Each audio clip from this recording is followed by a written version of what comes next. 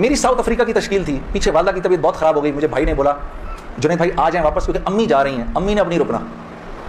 تو میں نے ساتھیوں سے کہا, انہوں نے کہا یار چلے جاؤ کیا فرق پڑتا ہے, یہ پھر یاد کرو گے ساری زندگی. اب میں سوچتا, اب میں نے امی کو فون کیا, میں نے کہا اماں آ جاؤں, کہا نہیں ہرگز نہیں آنا. تو میں نے کہا کیوں؟ تو کہنے لگی اگر میرا انتقال ہوا تو میں کتنی خوش قسمت ہوں کہ میں اللہ کو بتاؤں گی کہ جب میرا انتقال ہوا تو میرا بیٹا تیرے راستے میں تھا, تو تم مت آؤ, مجھے کچھ نہیں ہوگا, اور اگر ہو گیا تو اس کو اللہ کی مرضی سمجھنا, بس میرے لیے تم دعا کرنا.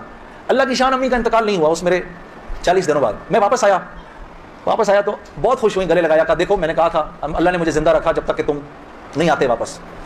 پھر میری حضرات نے 10 دن کی اور تشکیل کر دی کینیڈا کی. تو میں نے کہا اماں پھر 10 دن کے لیے بھیج رہے ہیں, جاؤں نہیں جاؤں؟ نہیں چلے جاؤ نا, تو بالکل ٹھیک ہوں. میں نے کہا جی ٹھیک ہے. میں جس دن گیا ہوں اس دن ہم ٹورانٹو میں مرکز میں بیٹھے ہوئے تھے, تو پوری ٹورانٹو کی شورا سامنے بیٹھی ہوئی تھی, میرا بیان تھا. بیان کے دوران ایسے موبائل پڑا ہوتا ہے, میں نے رکھا ہوا تھا کہ بہن کو بولا ہوا تھا کہ اگر اماں کو کچھ ہو مجھے فوراً بتا دینا. میرا موبائل بند ہو گیا, میں سمجھا خراب ہو گیا, اب وہ چلے ہی نہ کسی طرح سے. خیر میں نے اس کو چھوڑے رکھا, میں بات کرتا رہا. جب میں عشاء کی نماز پہ کھڑا ہوا تو پیچھے سے ساتھیوں نے آ کے بتایا کہ والدہ کا انتقال ہو گیا. میں نے بہن کو فون کیا, کیا ہوا؟ کہتی ہے کہ ابھی فجر کی ہم نے نمازیں پڑھی ہیں اور فجر سے تھوڑا سا پہلے انتقال ہوا ہے. اور 2-2:30 بجے اس امی نے بلایا میری بیوی کو, اور میری بیوی کو بولا کہ بیٹا دیکھو میں نے تو ساری زندگی تمہیں بیٹی کی طرح رکھا, لیکن میں ساس ہوں, کمی بیشی ہو سکتی ہے, تو اگر کچھ ایسی ہوئی ہو تو مجھے معاف کر دینا. تو میری وائف نے کہا امی آپ کیسی باتیں کر رہی ہیں, مجھے تو اس سے کم سمجھا ہی نہیں. پھر میری بہن سے کہا کہ تم بیٹا مجھے لگتا ہے میں آج چلی جاؤں گی, مجھے سورہ یاسین سناؤ. تو میری بہن نے ان کو سورہ یاسین سنائی.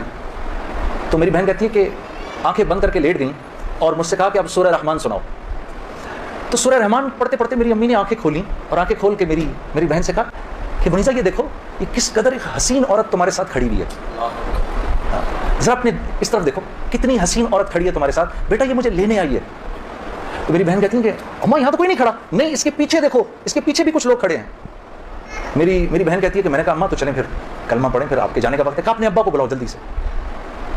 تو میرے ابا آئے, میرے ابا کو کہا کہ دیکھیں میں نے ساری زندگی آپ کی عزت کا خیال رکھا, میرے لیے بس وہ نمبر 1 چیز تھی, اس میں اگر کوئی کمی بیشی ہوئی ہو تو مجھے معاف کر دیجیے گا. میں اب جا رہی ہوں, کلمہ پڑھا اور آنکھیں بند کری, بس اس طرح گئی وہ.